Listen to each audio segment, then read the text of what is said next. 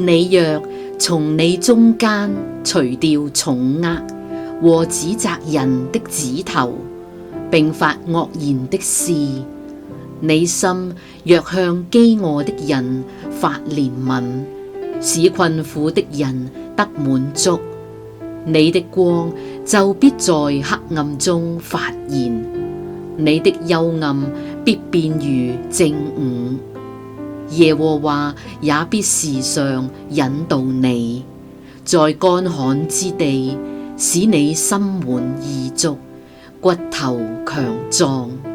你必像澆灌的園子，